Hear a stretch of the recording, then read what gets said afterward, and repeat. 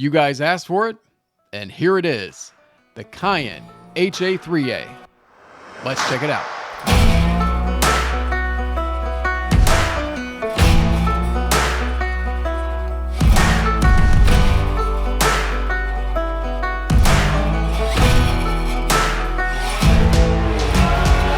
What's cracking, everyone? My name is Ryan, and today we're taking a look at the Cayin HA-3A.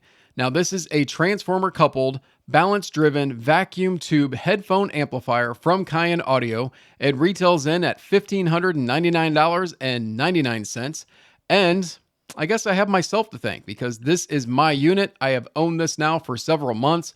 I love this tube headphone amplifier, and today I'm going to tell you all about it so you can decide if this should make your list for your next tube headphone amplifier purchase or not. So let's get into it. All right, so first of all, I got to give my big tip of the hat to Cayin because I just feel like they know how to make some very nice quality products, and this is definitely no different. I mean, this will come in either their classic silver or this black that we're looking at right here, and it goes through a rigorous 14-round stage of craftsmanship from the original chassis to the finished product that we're seeing here. Now, this black, this is a gloss black, so just know you are going to have fingerprints that'll show up.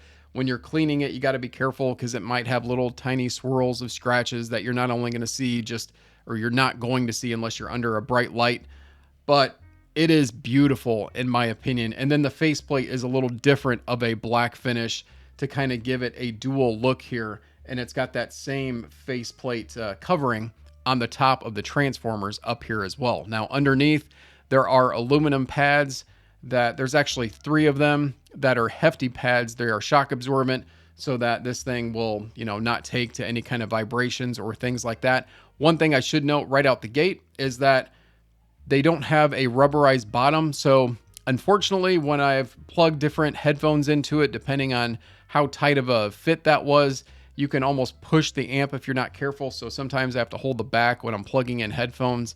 It is what it is. It's just something you might want to know. Also depends what kind of desk you're putting it on. If it's a slippery desk like this one is, that's where you have to take caution. If you have more of like a matte desk or something like that, probably not going to be an issue at all. All right, so what exactly is balanced driven in a tube amplifier? I want to talk about that next. Hi guys, really quick, if I could grab your attention, I wanted to let you know I am trying to reach 5,000 subscribers by the end of 2024. So if you haven't done so already, please subscribe to the channel, like the videos, and I also have a Patreon if you'd like to support the channel there as well. I would highly appreciate that, and I will let you get back to the video. Hello, future Ryan here to explain this process because quite honestly, original Ryan fucked that up. So to start, I want to explain the different tubes that we see on this amplifier. Now starting off here, on the, I guess this is your left, this is the 25AX4GT rectifier tube. This will be responsible for delivering clean power from the amp.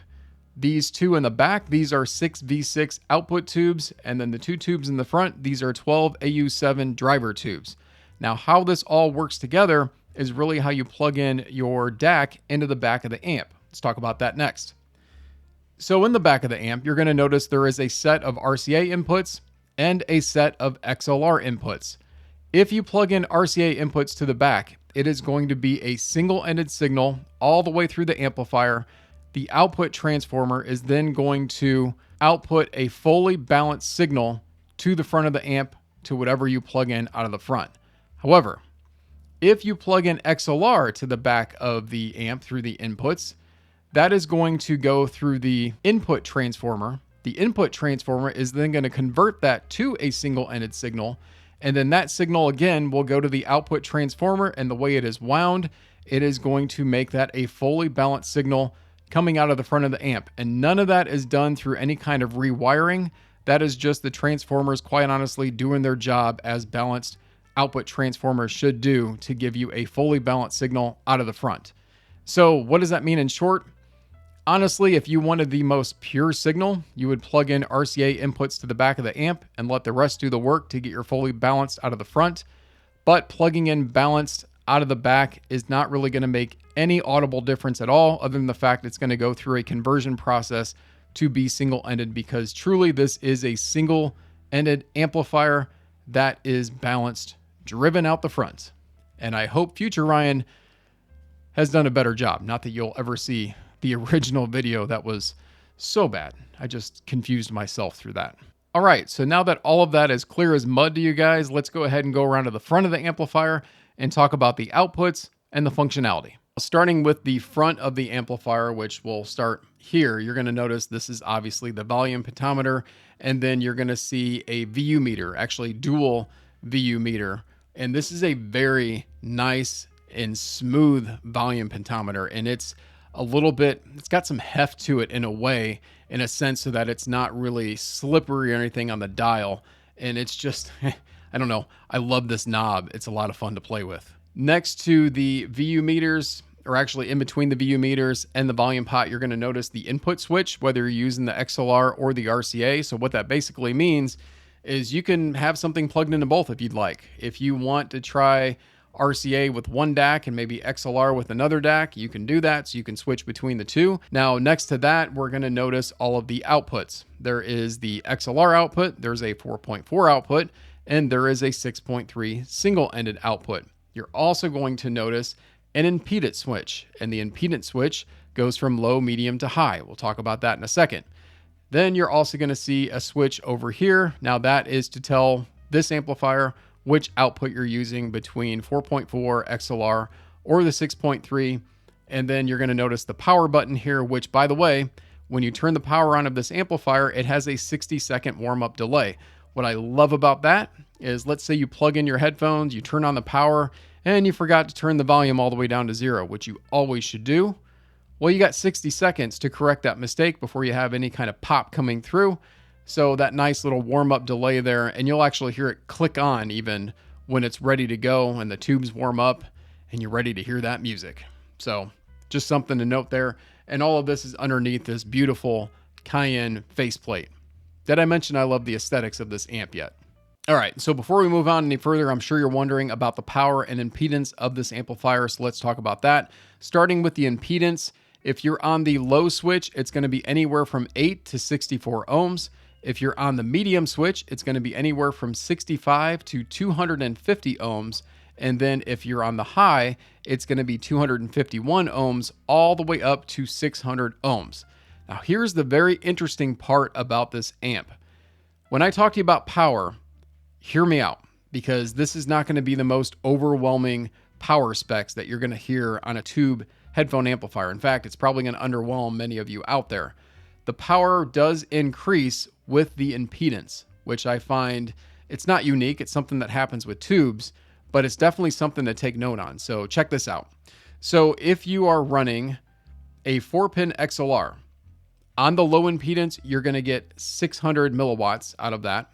On the medium impedance, you're going to get 750 milliwatts. And then on the high impedance, you'll get up to 850 milliwatts. All right. So then with the 6.3 single-ended, on the low, you'll get 400 milliwatts. On the medium, you'll get 600 milliwatts. And on the high, you get 700 milliwatts. The 4.4 is going to be your lowest power output. Now, on the low for that, it's 230 milliwatts. On the medium, it's 350 milliwatts. And on the high, it's going to be 400 milliwatts. So think of highly sensitive headphones and sensitive IEMs and things. 4.4 is going to be the way to go for a tube amplifier like this, just to get the least amount of power and to give you at least some room on the volume gain. But there are some very unique things I found with this amp, with the sound and with the pairings of the different headphones and IEMs that I've used. And that's what I want to talk about next. Hello again. One more future note I feel I should mention about the impedance switches on the front. So you can use any impedance setting that you want depending on the different headphones, IEMs that you plug into the amplifier. So in other words, if you have a 300 ohm ZMF headphone, you don't have to set it on medium impedance setting. You can set it on low, medium, or high and listen for your ears to decide what sounds the best to you. Now, quite honestly, I will say the medium setting has sounded the best with my ZMF headphones. But I will say on the tungsten, you would think you'd want to set that to the high to get the most power. Not true. The medium input setting actually was what sounded the best to me on the tungsten. I feel like sometimes going over the impedance level of a headphone sometimes makes them a little bit thinner in sound or may do some things to the sound stage of them. Now going under, I don't feel like has that kind of effect. I think sometimes it doesn't perform with as much dynamic range or as much impact. So impedance matching, I do think, is important with this amplifier, but you don't have to. You can go with whatever sounds the best. You're not going to damage anything on the headphone, no matter what impedance switch setting that you use. And back to original me now. All right, and so before I talked about the headphone pairings, I want to give you just an overall impression of the sound you're going to get out of this amplifier. So first of all, it is a very lush sound, I would say. It's got some good thickness and weight to notes. It's got excellent attack. And when I pair this up with my Bifrost 264, something magical just happens because the 264 already has a nice amount of attack that will come out of it from a DAC standpoint. And with this, it just kind of adds to that without being too much. And I love that sound, especially on dynamic driver headphones and even some planars, which I'll get to here in a second. It just gives me a nice musical feeling to that. Now, one thing with the Bifrost 264, it's not the most open of a stage for a DAC. However, this is as an amp and it overtakes that, and I get a nice sense of space. It's just got a euphonic sound overall to this amplifier. Now, don't get me wrong. If I paired this up or compared this to some higher end amplifier, it's not going to have the details of something like that. For instance, I have the Enlium HPA in right now, and I'm not ready to fully tell you guys about that amplifier other than when I did compare it to this, I just heard so many more details that I didn't hear before out of really anything.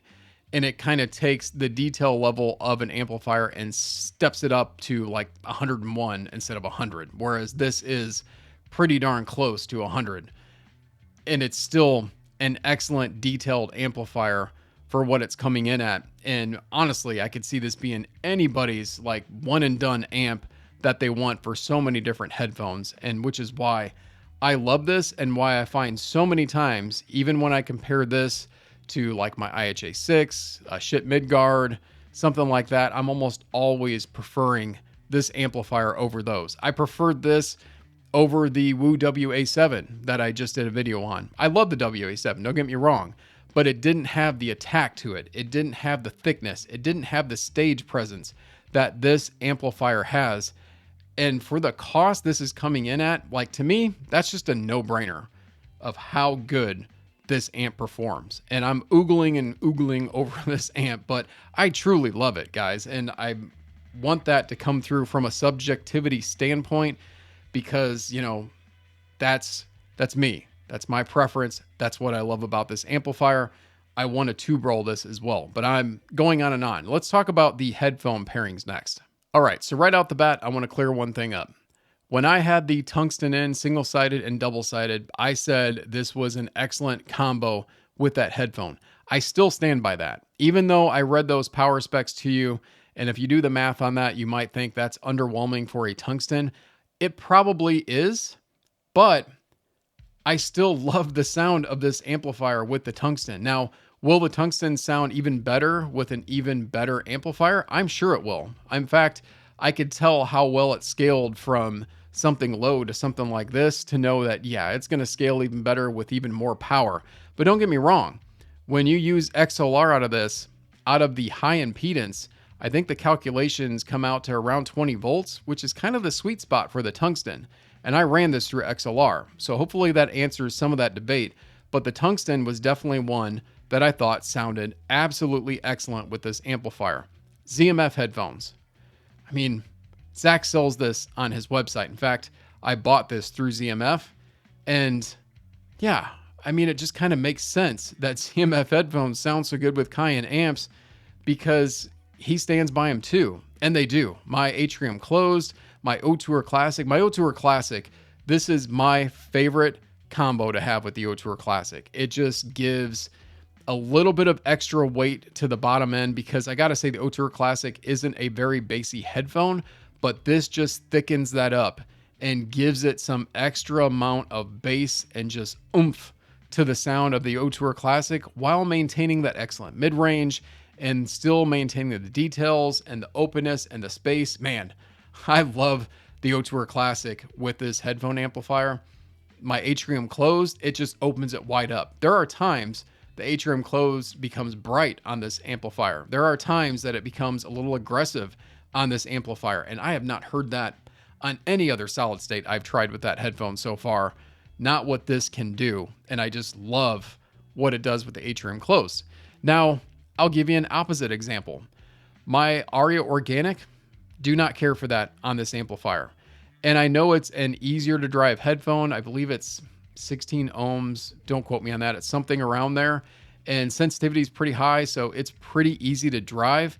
It's not that. The volume was perfectly fine. It just kind of sounded thin, which I was taken back by. I thought this would really give a lot of that attack and thickness, but it kind of was a thin sound with the organic. And I got to say, solid states is what I prefer with that headphone. However, the HiFiMan HE-1000, the Stealth, I think both of those sounded excellent on this amplifier. The Meze Empyrean 2, this was the combo I liked the most. If you watch that video, you'll see that as well, because again, of it giving that extra dynamic and musical feeling to the Empyrean 2. The Dan Clark E3, I love the Mojo 2 with the E3, but I also love this headphone amplifier with the E3. I'm going to keep repeating myself, so I won't, but it just does all those things I've already talked about with the E3. IEMs are hit and miss. I have to say that, because even though this can go 8 ohms on the low impedance switch, it sometimes is a little bit too much power for IEMs, so you have to be a little careful about what you pair up with this when it comes to IEMs. And honestly, guys, I've said this before, I have not yet had any super sensitive IEMs to test. I would imagine this is probably a little too much for anything ultra sensitive. I'm talking about like an 8 ohm IEM with, 120 sensitivity, something like that. That's probably not going to work that well with this amplifier, but this does work with IEMs. Don't get me wrong, especially that 4.4 output. Yeah. And then lastly, and a headphone that I have coming up to talk to you guys about, the Austrian Audio Composer. Yeah, that is a nice sounding headphone on this amplifier. And again, you'll hear me talk about that. So let me wrap this one up.